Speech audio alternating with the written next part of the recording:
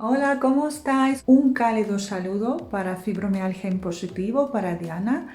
Me parece un blog increíble y muy útil. Me llamo Evgenia Bilaeva, soy instructora de aeróbic facial, face fitness, yoga facial y hoy os traigo un ejercicio que a mí me encanta para relajar y fortalecer los músculos de masticación, ¿vale? Y nada, chicas, os mando un beso grande.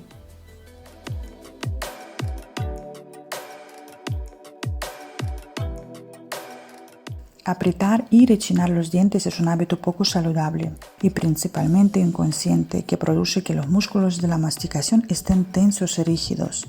Una elevada tensión en los músculos de la masticación puede dar lugar a problemas de salud como la rigidez mandibular, sienes dolorosas, dolores de cabeza, dolores faciales, zumbidos en los oídos.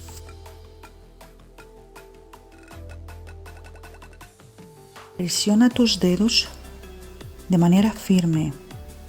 Baja la mandíbula despacio, con cuidado, mientras presionas firmemente los dedos contra la piel, empujando hacia arriba los tejidos blandos del músculo macetero y de la zona del arco cigomático.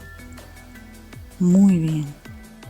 Mantenga esta posición durante 5 segundos y repítelo 5 o 10 veces.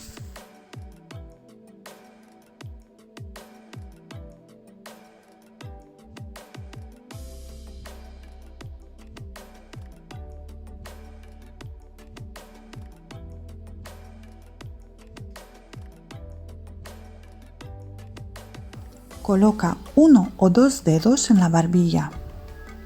Mueve la mandíbula inferior levemente hacia adelante y con los dedos vas a realizar una ligera resistencia.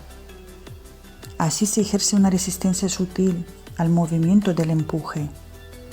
Repítelo 10 veces.